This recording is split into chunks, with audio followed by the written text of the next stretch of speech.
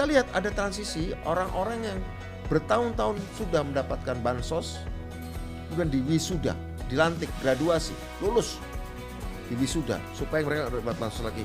Kemudian mereka menjadi anggota koperasi, dapat prioritas untuk kompensasi, dispensasi untuk tidak membayar iuran pokok. Tidak, oke, masuk koperasi. Artinya dengan jadi anggota koperasi apa? Orang miskin, orang mantan penerima bansos.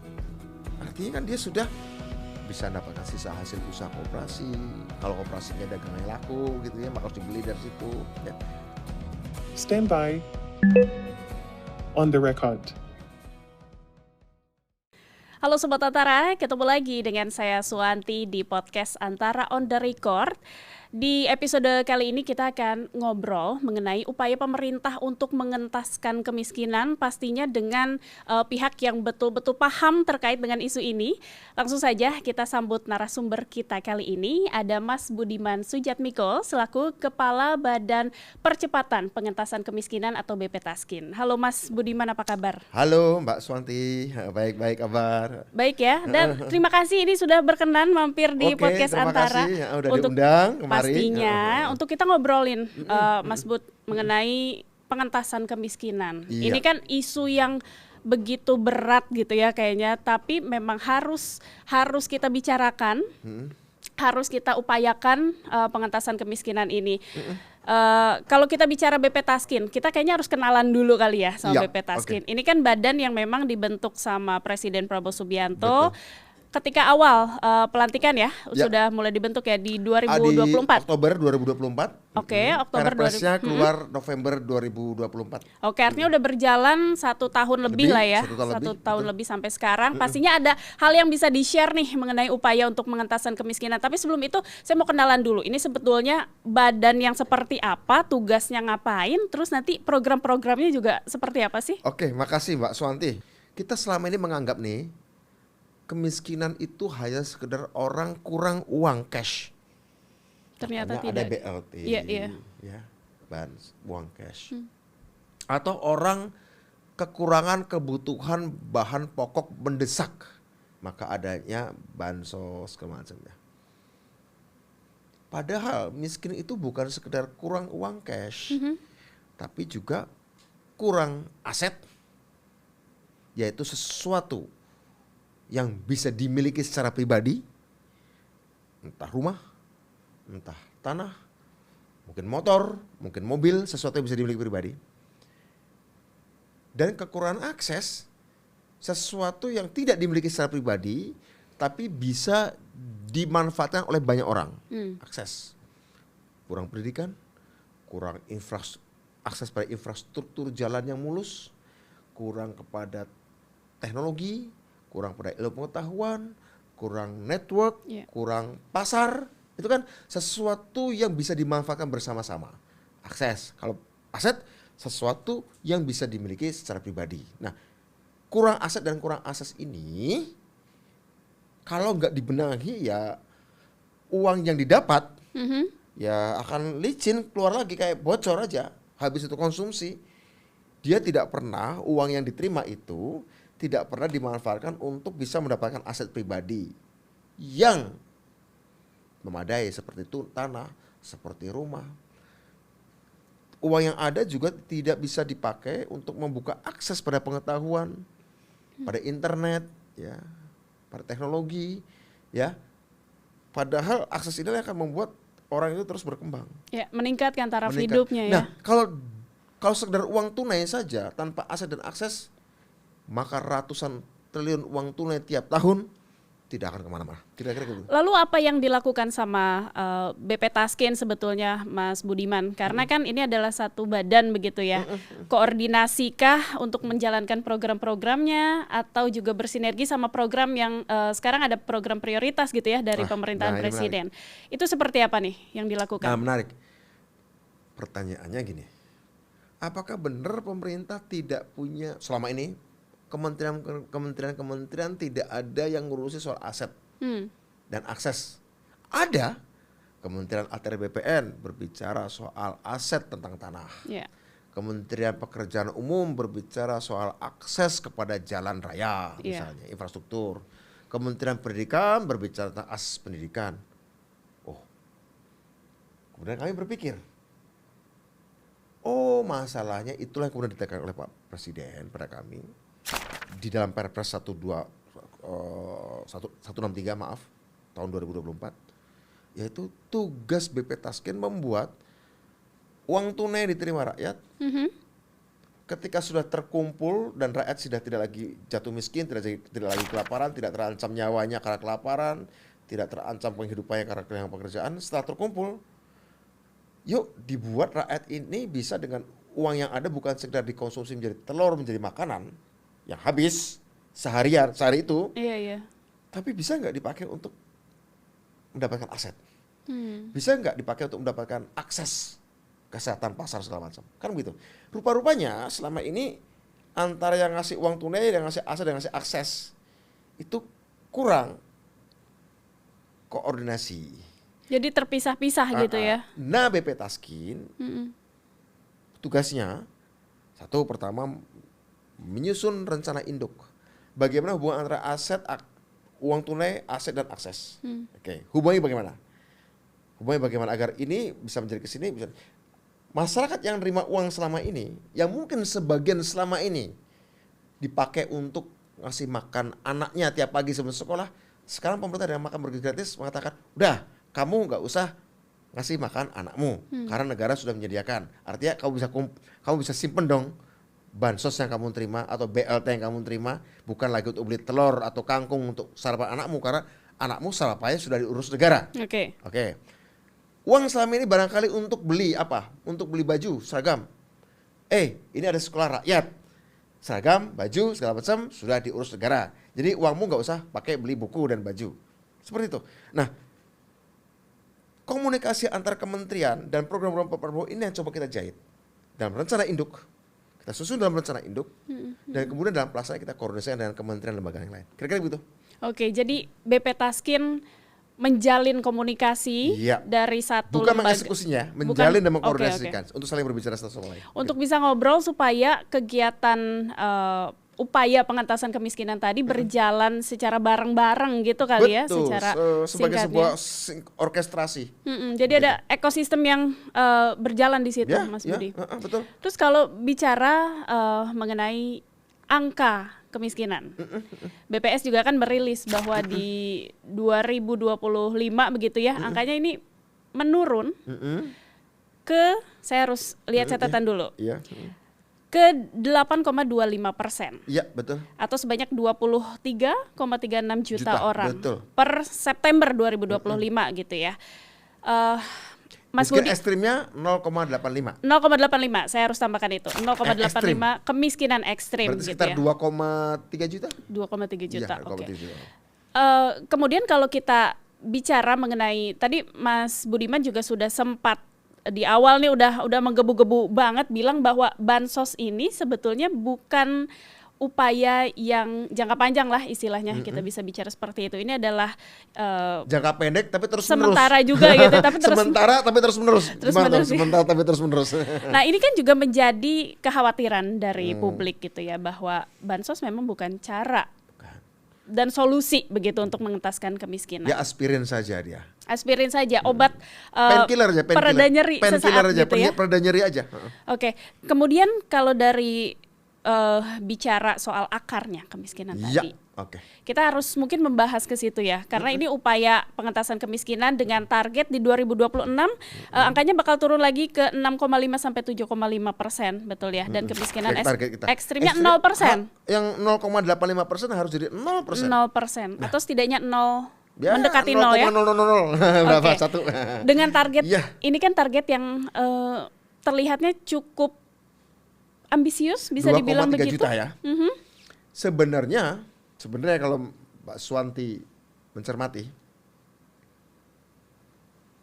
jika orang yang miskin ekstrim diprioritaskan untuk bekerja di 80.000 koperasi desa kelurahan Merah Putih, di 30.000 dapur,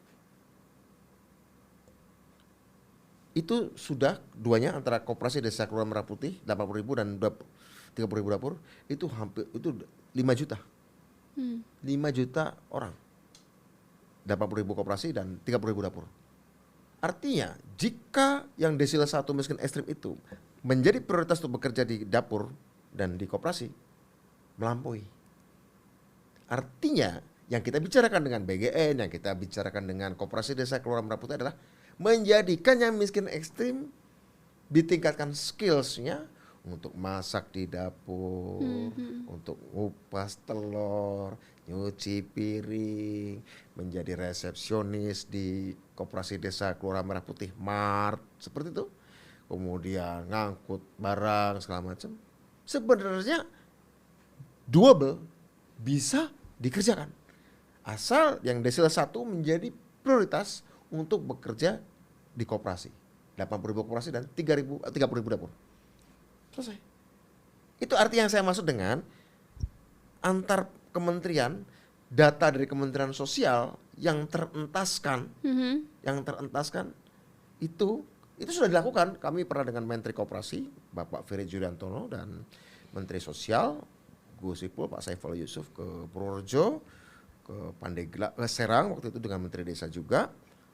Kita lihat ada transisi orang-orang yang bertahun-tahun sudah mendapatkan bansos, kemudian diwisuda, dilantik, graduasi, lulus, diwisuda supaya mereka dapat bansos lagi. Kemudian mereka menjadi anggota koperasi, dapat prioritas untuk kompensasi, dispensasi untuk tidak membayar iuran pokok. Ya. Tidak, oke, masuk koperasi. Artinya dengan anggota koperasi apa? Orang miskin, orang mantan miskin, orang mantan penerima bansos. Artinya kan dia sudah bisa mendapatkan sisa hasil usaha koperasi. Kalau koperasinya dagangannya laku gitu ya, maka harus dibeli dari situ. Ya. Belum nanti kalau dia selain sebagai anggota koperasi, beli juga bekerja di situ, begitu ya. Apa yang membuat upaya pengentasan kemiskinan sebetulnya jadi rumit? Dan kalau kita bisa bicara tadi warga miskin kota, warga miskin desa begitu ya. Apakah perbedaan ini juga merumitkan upaya tersebut atau kayak apa sih? Kita kembali katakan miskin itu kan kurang uang, kurang aset, kurang akses. Yeah. Sementara uang itu kan cenderung hanya mau mendekati orang yang sudah punya uang. Ya. Aset juga cenderung mendekati orang yang sudah punya aset. Akses cenderung mendekati orang yang memang sudah punya akses.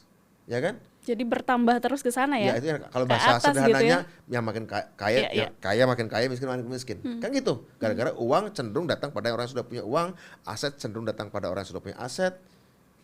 Pak Prabowo ingin memutus mata rantai itu. Putus mata rantai itu. Paksa uang mendatangi orang yang tidak punya uang.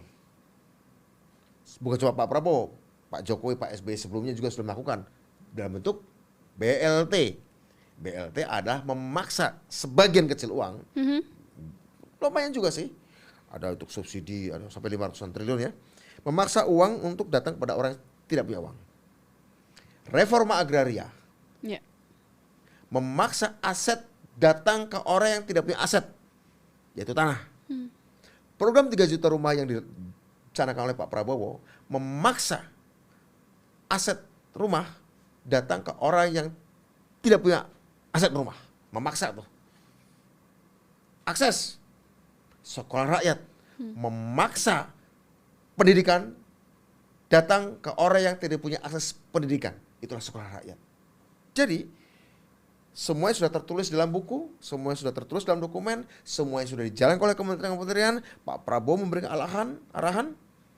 Tetapi yang paling penting adalah bagaimana di antara semua itu saling berbicara, terkoneksi, lagi-lagi terkoordinasi. Kembali ke tugas dan fungsinya BP Taskin tadi begitu ya. Menciptakan bahasa yang sama, lingua franca.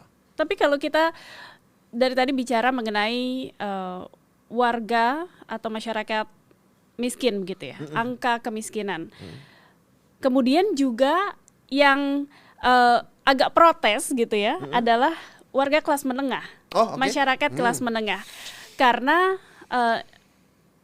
bicaranya seringkali seperti ini. Oke, masyarakat miskin diperhatikan dengan diberikan bantuan BLT tadi kita bicara lah ya, yang bantuan yang paling sering kali disalurkan begitu ya. Kemudian tadi juga sudah ada upaya untuk memberikan bantuan pembukaan akses dan juga aset, mendekatkan tadi kepada masyarakat miskin. Ya baru sekarang itu tamal Pak Prabowo. Tapi kemudian middle class ini atau kelas menengah rasanya kok agak seperti dibiarkan. Merasa seperti itu nggak sih? Karena ada narasi yang muncul seperti itu di media sosial. Kemudian juga ada data bahwa angka kelas menengah dari 2024 ke 2025 menurun. Sekitar 1,1 sampai 1,2 juta orang begitu ya Mas. Pandangan dari BP Taskin seperti apa terhadap fenomena ini? Itu juga sudah kami sampaikan, kami urai di dalam rencana induk kami tentang kelompok rentan miskin. Ini memang harus diperhatikan. Mereka tidak cukup miskin untuk mendapatkan bansos, ya, tapi mereka juga tidak cukup kaya dan resilient dan tangguh dan kenyal menghadapi goncangan ekonomi makro atau global begitu ya. Pemerintah dengan adanya hilirisasi dan industrialisasi menambahkan pos baru, pos hilirisasi, pos mengubah dari bahan mentah ke bahan baku menjadi bahan jadi. Pos-pos baru inilah lewat hilirisasi dan industrialisasi inilah yang akan kita pakai untuk menyerap kelas menengah. Bukan sekedar mereka selama ini banyak di sektor jasa atau sektor informal, ya, tapi masuk pada sektor manufacturing, sektor pengolahan. Nah, ini yang mau dilakukan oleh Pak Prabowo, menambahkan pos nafkah, pos mata pencaharian kelas menengah dengan skills yang mereka punya, mulai dari teknik kah, mulai dari rekayasa biologi kah, mulai dari administrasi kah, ya, segala macam ya. Kemudian pos yang lain adalah pos bagian dari services tapi yang heavy, teknologinya heavy, yang kandungan teknologi kuat, yaitu sektor digital. Sementara banyak anak kelas menengah terdidik juga masuk di sektor sana, meskipun bukan manufaktur, ya, bukan hilirisasi. Sektor digital bukan hilirisasi maupun industrialisasi, ya, bukan hilirisasi terutama. Nah, tapi itu kan akan menopang dengan adanya industrialisasi ini, menopang adanya manufakturisasi ini. Bisa digabungkan namanya nanti sektor smart manufacturing, bukan digital, robotik, hilirisasi, industrialisasi. Nah, pos-pos ini lagi dikejar oleh pemerintah, menyambungkan dari tebang gali jual yang ekstraktif, diolah dengan smart manufacturing, digitalisasi, robotika, hilirisasi, industrialisasi, baru kemudian sektor jasa keuangan, ekspor segala macam. Nah, selama ini dari sini ke sini kosong pos-pos ini, pemerintah lagi mau isi ini. Itu adalah cara menyelamatkan kelas menengah, jangka menengah. Oke, berarti upaya untuk menyelamatkan kelas menengah tadi memang sudah ke arah sana ya. Tapi kayaknya saya harus nanya ini karena ini adalah salah satu fenomena juga yang muncul di media kita sekarang bahwa kita bicara upaya untuk kelas menengah sudah ada tadi. Namun ternyata banyak juga yang bercerita bahwa iya saya kelas menengah begitu ya. Saya bisa mengakses pendidikan, bahkan lulusan S1, S2. Kemudian pada akhirnya terpaksa harus masuk di sektor informal. Kita sebut saja jasa ojek begitu ya, ojek online dan lain sebagainya. Itu kan cerita-cerita itu juga muncul banyak nih Mas Budi. Apalagi di media yang sekarang juga ada media sosial dan lain sebagainya begitu ya. Orang-orang bisa dengan mudahnya mengekspos hal itu. Tanggapan Mas Budiman terkait hal ini seperti apa? Supaya membuat sektor menengah tidak masuk ke sektor informal lagi, kelas menengah tidak masuk ke sektor informal lagi adalah dengan cara membangun industry chain, rantai industri yang saya sebutkan tadi itu. Digital, hilirisasi, manufacturing, smart manufacturing, ya. Itulah yang nanti kemudian sedang dibangun oleh Pak Prabowo nih. Indonesia besar, dari Sabang Merauke, sudah 80 tahun merdeka, ya. Masalahnya kompleks, oke? Penyelesaiannya itu kita seperti baca novel series, ya. Anda nggak bisa menyimpulkan sesuatu itu dari bab pertama, apalagi cuma menyimpulkan dari satu paragraf awal lagi, ya kan? Belum ada apa-apa. Ini kan paragraf sedang disusun oleh Pak Prabowo. Kami di BP Taskin ditugaskan untuk bikin summary per halaman supaya orang bisa masuk bridging ke halaman berikutnya atau bikin summary bab pertama agar menjadi bridging ke bab berikutnya, kemudian bikin summary di bab kedua agar bisa bridging ke bab berikutnya. Ini sedang kita lakukan. Oke, Mas Budiman, juga kita perlu untuk melihat gambaran besarnya nanti. Ini masih nyambung ke kelas menengah tadi ya. Kalau misalnya kelas menengah ini jumlahnya atau angkanya turun begitu ya. Apa kemungkinan yang bakal terjadi? Betulkah ini bakal mengancam juga stabilitas kita secara sosial? Itu atau pasti, seperti apa? Itu pasti. Tapi yang jelas ya kalau kelas menengah kita turun berarti langkah kita untuk menjadi negara maju terhambat, terjegal, ya kan? Ya, Pak Prabowo kan punya komitmen untuk menjadikan Indonesia negara maju, agar Indonesia segera keluar dari jebakan sebagai negara berpendapatan menengah, middle income trap. Nah, ya pastinya konsekuensi politiknya bisa menciptakan instabilitas, tapi Pak Prabowo nggak peduli juga bicara soal stabilitas kekuasaannya, tidak. Yang umur dilakukan adalah aku berhasil nggak jadi presiden. Jangan-jangan kalau jadi presiden orang miskin tambah banyak, ya berarti aku gagal. Bukan cuma sebagai presiden, saya pikir mungkin beliau juga akan merasa gagal sebagai manusia. Dan saya juga gitu loh, ngapain juga saya di sini kalau kemudian gagal untuk mengatasi kemiskinan kan ya, malah gagal untuk membuat kelas menengah tidak jatuh kan. Tapi pertanyaan yang saya jelaskan di sini adalah cara mengentaskan kemiskinan dan cara mencegah penurunan kelas menengah adalah harus terstruktur, harus sistematis dan masif. Hukum Murphy mengatakan segala hal yang buruk bisa terjadi seketika, segala hal yang baik akan terjadi secara bertahap. Menghancurkan rumah cukup satu ledakan, satu detik, tapi membangun rumah Anda harus bertahap. Kalau baru bata pertama kemudian suruh bubar, kemudian orang naruh bata lagi disuruh bubar lagi, kamu mau bangun Indonesia, cari rumah yang baik untuk Indonesia atau memang kamu disuruh orang nih untuk kita nggak punya rumah nih, kan begitu? Oke. Ya kira-kira itu.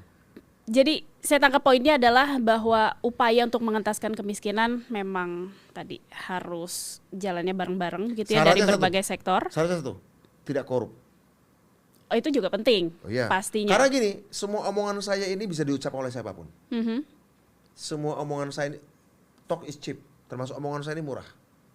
Omongan saya ini murah banget. Anda cuma sekedar latihan 1 jam 2 jam mungkin bisa ngomong seperti saya. Murah banget. Murah dan mudah ngomong seperti saya nih. Tapi intinya bukan pada omongan saya, juga tidak pada omongan Pak Prabowo. Kamu memperkaya diri nggak, mencuri kesempatan untuk memperkaya diri nggak ketika dipercaya untuk menjalankan itu, baik di level nasional maupun di level daerah. Kuncinya di situ.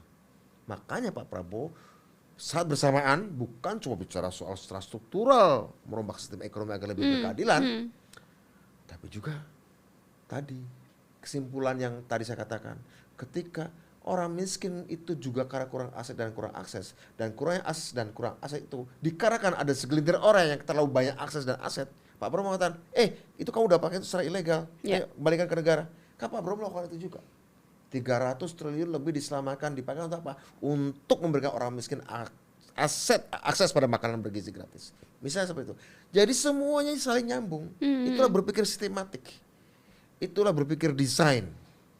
Itulah berpikir engineering. Ya, bukan sekedar berpikir popularitas, elektabilitas. Pasti. Seperti itulah, kira-kira gitu. Oke. Mungkin ini akan jadi get real, get scientific. Dan pastinya segala upaya ini dijalankan tadi. Saya kalau boleh mengutip lagi Mas Budiman gitu ya. Segala upaya ini dijalankan secara ekosistem, berkesinambungan, terstruktur, sistematis, masif. Ya. Scalable, sustainable, meluas dan berkesinambungan. Oke. Kalau gitu pertanyaan terakhir saya, ini kan di 2029. Ya, oke. Angka kemiskinan targetnya atau Pak Prabowo menargetkan 4, itu 4,5 sampai 5% lah ya. Sekarang 8,25 ya. 8,25. Masih ada sekitar 3 tahunan ya, begitu ya untuk mencapai target itu. Sudah ada di titik ini. Menurut BP Taskin sendiri sudah sejauh mana progresnya, dan untuk mencapai 2029 nanti akan seperti apa sih yang bakal dihadapi dan upaya-upaya yang bakal dilakukan juga? Kenali bagaimana uang bekerja. Kenali bagaimana aset itu berkembang. Kenali bagaimana akses itu dikelola. Kenali 3 hal ini. Kalau sudah mengenali, cari solusinya, cari langkah-langkah sistematisnya. Kesimpulan kami adalah BP Taskin, karena uang cenderung datang pada orang punya uang, maka orang yang tidak punya uang harus punya sesuatu ya yang bisa punya alat tukar oleh mereka tanpa harus tergantung pada sistem yang ada. Tapi mereka sudah harus bisa membangun kemandirian dalam sistem alat tukar berdasarkan konsensus dalam sebuah ekosistem yang memungkinkan mereka bisa punya bantalan untuk tidak jatuh miskin. Nah, itu kami sedang merumuskan itu. Oke. Ya, satu tentang uang. Kedua, aset. Pemerintah sudah melakukannya. Aset rumah, tanah juga. Ya. Akses, pemerintah sudah sangat kuat di sini malah. Akses pada pendidikan, sekolah rakyat, sekolah unggulan Garuda. Nanti ada sekolah terintegrasi di setiap kabupaten kota, 500 sekolah di level kabupaten kota sampai daerah dengan level nasional. Akses pada makan, bergizi. Pemerintah Pak Prabowo ini sangat kuat di demokratisasi akses. Ya, kalau pemerintah sebelumnya kuat di demokratisasi uang. Oke. Nanti mungkin suatu saat kita harus pemerintahan yang kuat pada mungkin pada periode selanjutnya Pak Prabowo kuat di demokratisasi aset. Jadi ada demokratisasi uang, bansos BLT itu bagian dari demokratisasi uang. Oke. Sekarang program makan bergizi gratis, rumah cek kesehatan gratis, sekolah rakyat, sekolah unggulan Garuda, nanti sekolah terintegrasi, kampung lain itu adalah demokratisasi akses. Nanti akan disusul demokratisasi aset. Jadi dari demokratisasi Ini 3 aspek itu ya yang the akan hardest battle yang terakhir. Iya. Pertempuran yang paling keras adalah demokratisasi aset. Aset. Iya. Ya. Tapi pasti kita akan menuju ke sana, Mas Ya. Budiman. Amin. Saya Mudah-mudahan. sebagai warga masyarakat juga ya pasti Ya, berharap oke. demikian Saya juga gitu. dong sebagai Pasti manusia, juga ya. Ini pertanggungjawab moral saya sebagai individu soalnya. Iya. Oke, Mas Budiman terima kasih Terima banyak. kasih, Mas Kita udah Santi. ngobrol banyak hal tadi dari upaya mengentaskan kemiskinan, Ya.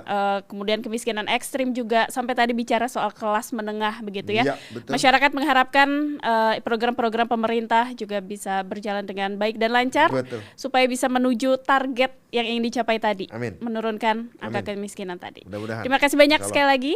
Oke. Dan Sobat Antara, itulah ngobrol saya bersama dengan Kepala BP Taskin Mas Budiman Sujatmiko. Jangan lupa untuk menyimak podcast Antara di antaranews.com dan YouTube Antara TV Indonesia. Oke. Kita akan ketemu lagi di episode podcast Antara berikutnya. Sampai jumpa. Boleh salam, Mas.